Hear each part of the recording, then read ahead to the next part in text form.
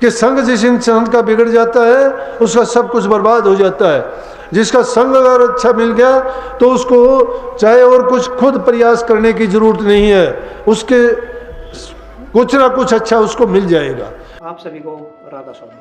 कहते हैं संगत का बहुत ही ज़्यादा असर होता है, जो जिसकी जैसी संगत करता है उसमें उसी के गुण आ जाते हैं। जैसे अगर कोई विद्वान व्यक्ति, कोई बुद्धिमान व्यक्ति किसी बुरे और मूर्ख लोगों का आसन करता है तो उसमें बुराई आ जाती है, और कोई बुरा व्यक्ति अच्छे लोगों का आसन करता है तो उसमें अच्छाई आ जाती है। इसलिए हमें हमेशा अच्छे लोगों का आसन करना चाहिए। तो जो आज का सत्संग का विषय है उसमें महाराज जी ने कुछ इसी तरह पर बताया है कि हमें किस तरह आसन करना चाहिए और उस संग से हमें हमारे जीवन में क्या क्या अच्छाई और क्या क्या बदलाव आ जाते हैं। तो कृपया आप सत्संग में आखिर तक बने रहिए और महाराज जी प्रवचनों को बड़ा ही ध्यान से सुनिए।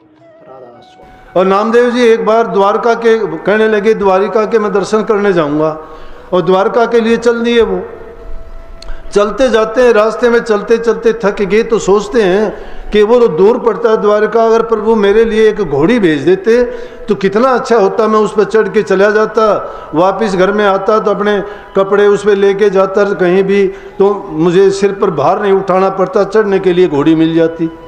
ये विचार उसके थे चलते चलते, क्योंकि उसने ऐसी कामना उठाई कि आज अगर एक कामना पैदा हुई है वो पूरी हो जाएगी, कल को दूसरी उठेगी, परसों को तीसरी उठेगी, अगले दिन दूसरी उठेगी। किस प्रकार से उनका कभी अंत होता नहीं है।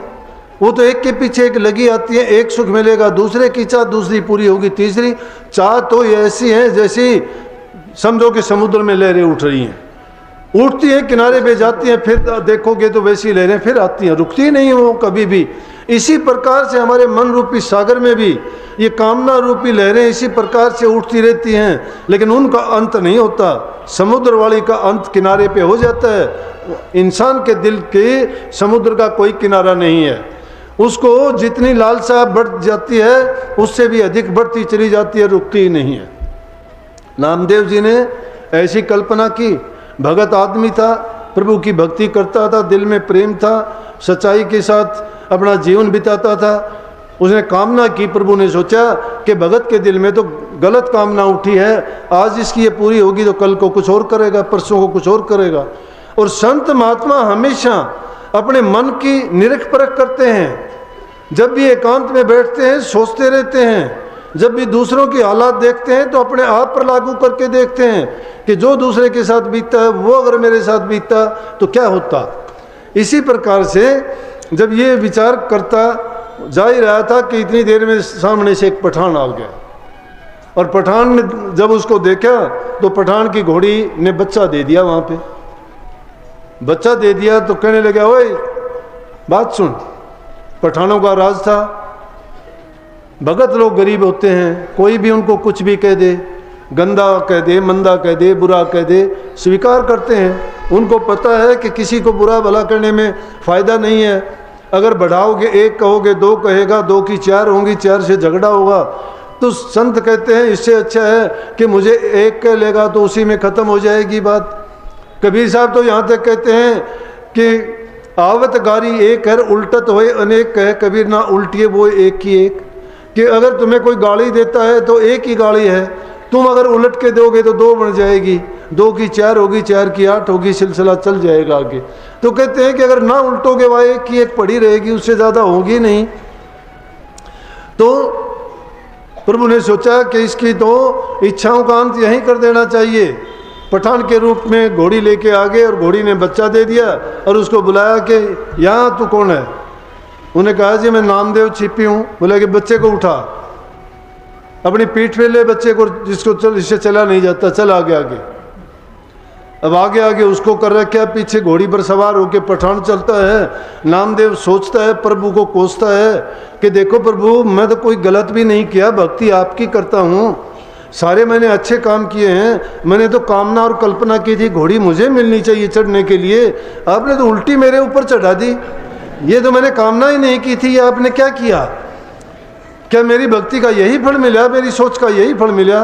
वो जैसे आपकी मर्जी, आप चलो, जो आपकी इच्छा है, ये भी आपने अच्छा ही किया। और मुड़ मुड़ के देखते जाते हैं उस पठान की तरफ।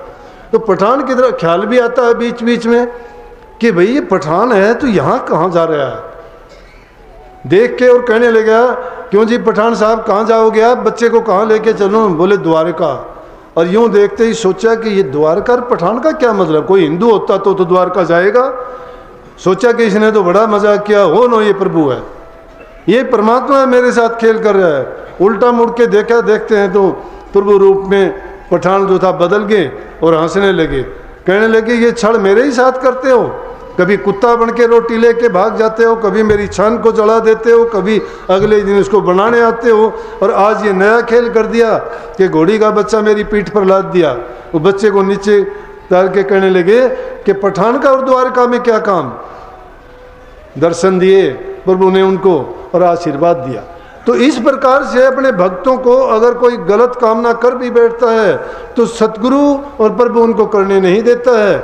उनको किसी न किसी रूप में उनको अभिमान को तोड़ने के लिए वो उनके लिए ऐसा कोई चीज़ पैदा कर देते हैं कि जिसके कारण से उसकी कामनाओं का अंत वहीं पे हो जाता है।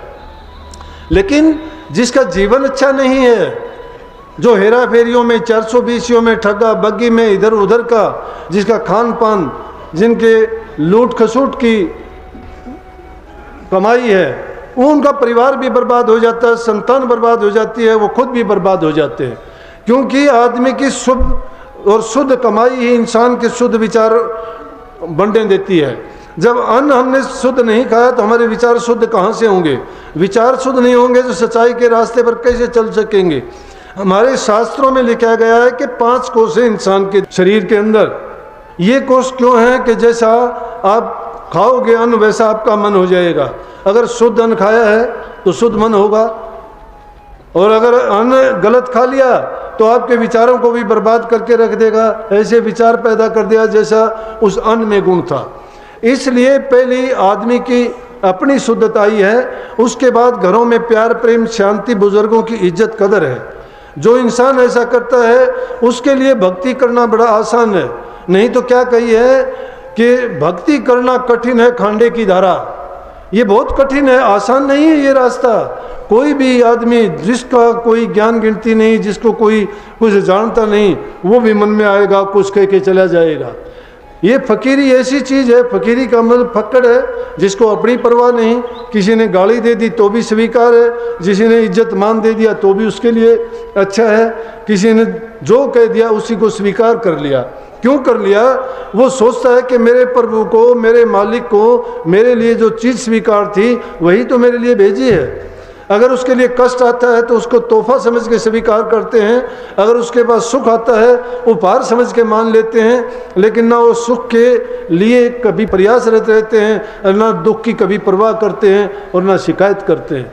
लेकिन इस अवस्था को प्राप्त करने के लिए रहबर की जरूरत है, और रहबर कौन है? गुरु है। गुरु जब बाहर से गुरु की बात मानोगे तो अंतर में चले जाओगे, और अंतर में जब जाओगे तो नाम का अभ्यास जब करोगे तब आपको यकीन आएगा कि बाहर वाले गुरु में क्या ताकत है। जब तक आप अंदर में नहीं जाते बाहर के गुरु का महत्व नहीं समझ सकते।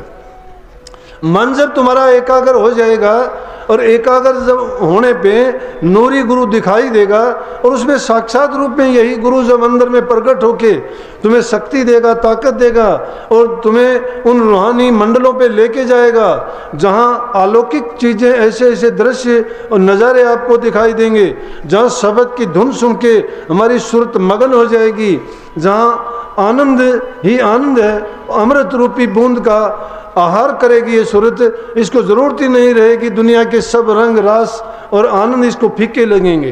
तो उनमें शब्द सप्रस रूप रसगंध में डूबने की जरूरत नहीं है। नाम रस जिसको मिल जाता है वो यूँ समझो कि यहाँ रहते हुए संसार के तो सब रस फीके हैं, और इसको अमृतत्व की तरफ लेके चला जाता है, जहाँ जाने के बाद में कभी ये जीव ना मरता है और ना इसका जन्म होता है। उसी के लिए तो सब संतों ने, महात्माओं ने प्रयास किए हैं। और इस युग में तो संतों ने इतनी कृपा की है जीव पर कि इनको ये बता दिया कि तुम कोई भी काम छोड़ने की ज़रूरत नहीं, घर छोड़ने की ज़रूरत नहीं, अपने कोई भी जो परिवार है उससे अलग रहने की ज़रूरत नहीं। अपने कर्तव्य को सबको निभाते रहो, सारे काम पूरे करते रहो, लेकिन वो सच्चाई के साथ, ईमानदारी के साथ, और घर में रहते हुए जब सारे काम करते हो तो प्रभु की भक्ति करने में क्यों हिचकिचाते हो? सबसे ज़रूरी काम को तो हम भूले बैठे हैं। ये संसार के काम तो यहाँ शुरू हुए हैं, यहीं ख़त्म हो जाएंगे। जब समझ नहीं थी हमें तो एक भी काम नहीं था। छोटा बच्चा होता है, उसको पता ही नहीं क्या काम है, लेकिन जब उसको समझ आने लगती है उतने ही काम उसके बढ़ते चले जाते हैं। जो जो बढ़ता है त्यों त्यों काम बढ़ते चले गए। इसी प्रकार से कर्म की जड़ काटने के लिए जो जो उनको छोड़ते चले जाओगे वो ढीले होते चले जाएंगे। कर्म करो लेकिन अच्छे करो, किसी को दुख ना दो, जबान से किसी को बुरा ना कहो। तीन ही चीज़ों में हमारे शास्त्रों में ये कहा है कि जीव का कल्याण है। तन की पवित्रता सेवा करने से है, मन की पवित्रता नाम के भजन करने से है, और धन की पवित्रता दान पुण्य करने से है। भूखे गरीब की मदद करते हो, तुम्हारे पास धन है तो किसी गरीब की जरूरतमंद की धन से सेवा करो। जब उसको सुख मिलेगा तुम्हें वो दुआ देगा।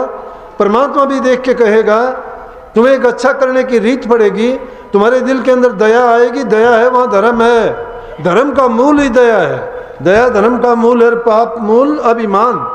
जिसके दिल में अभिमान है वो पाप ही पाप है। अभिमान जब आ जाता है इंसान को सब चीज़ों से गिरा देता है। और अभिमान किस चीज़ का करना? अभिमान करो तो किस चीज़ का करो? इस चीज़ का करो कि हमें मनुष्य का चोला मिला। लेकिन उसका भी अभिमान जब करो कि अच्छे रास्ते पे चलते हो। अगर अच्छे काम ही नहीं करते तो इंसान का चोला तो हमने बर्बाद कर दिया। कर्म पशु के करेंगे, चोला इंसान का होगा तो क्या है? इंसान रूप में हम पशु हैं, राक्षस हैं। जो बुरे कर्म करते हैं, हमें ज्ञान कहाँ है, समझ कहाँ है, विवेक कहाँ है? जब ज्ञान समझ विवेक इंसान को दी गई है फिर उसका प्रयोग कहाँ करता है? ये उन्हीं चीज़ों में जिनमें दूसरे जीव जंतु पशु पक्षी अपना जीवन बिताते हैं। वो भी तो ये सभी कर्म करते हैं जो हम करते हैं। उससे अलग हम क्या करते हैं? उनको ज़रूरत भी नहीं है, बल्कि इंसान जो काम करता है उनको तो जो कुदरत ने बख्शा उसी में अपना आनंद लेते हैं और अपना जीवन पूरा करते हैं। लेकिन इंसान तो उनसे भी अलग अलग चीज़ बना के, उल्टी सीधी चीज़ें सोच के ज़्यादा से ज़्यादा पाप कर्म में फंस जाता है। परंतु संत सतगुरु मिलता है, सत्संग मिलता है इस जीव को, तो रास्ते से भटकने नहीं देता है। जब जब सत्संगों में इस जीव को ये बातें सुनने के लिए मिलती हैं तो ये उसके कर्म को सुधारने के लिए और बनाने के लिए मिलते हैं। नहीं तो ये संसार में भटक जाता है जीव। जिसके पास जैसा जाएगा, जैसी संगति करेगा, वैसा रंग चढ़ जाता है। इसलिए संतों का संग करने के लिए कहा कि संग जिस इंसान का बिगड़ जाता है उसका सब कुछ बर्बाद हो जाता है। जिसका संग अगर अच्छा मिल गया तो उसको चाहे और कुछ खुद प्रयास करने की जरूरत नहीं है, उसके कुछ ना कुछ अच्छा उसको मिल जाएगा। जिस प्रकार से इत्र बेचने वाले को अपने हाथों पे, अपने शरीर पर इत्र लगाने की जरूरत नहीं होती, उसको तो देने में और तोलने में ही उसको इतना इत्र मिल जाता है कि उसके अंदर खुशबू ही खुशबू हो जाती है। चंदन के बाग में रहने वाले दूसरे पेड़ जो होते हैं उनमें चंदन की खुशबू अपने आप ही हो जाती है। उनमें भी खुशबू चंदन जैसी आने लग जाती है संग करने से। अरे चुंबक को लोहे से घिसने से उसमें भी चुंबक के गुण आ जाते हैं। इसलिए संतों का संग करने से इंसान के अंदर भी प्रभु की भक्ति के, उनसे प्यार के, श्रद्धा के, विश्वास के और अधर्म से बचने के गुण आ जाते हैं। दूसरे जीवों के प्रति दया और प्रेम करना उनकी एक आदत बन जाती है। दया प्रेम करना ही प्रभु की सच्ची भक्ति है। और वास्तव में अगर भक्ति का स्वरूप जानना चाहते हो तो प्रेम ही है। सत्संग को पूरा सुनने के लिए आपका बहुत बहुत धन्यवाद। हम आशा करते हैं आपने सत्संग को बड़ा ही ध्यान से सुना होगा। कृपया सत्संग बताए प्रवचनों को अपने जीवन में अवश्य उतारिए ताकि आपका जीवन सुधर सके। और अगर आपको सत्संग अच्छा लगा तो कमेंट में राधा स्वामी लिखकर पुण्य के भागीदार अवश्य बनिए। राधा स्वामी।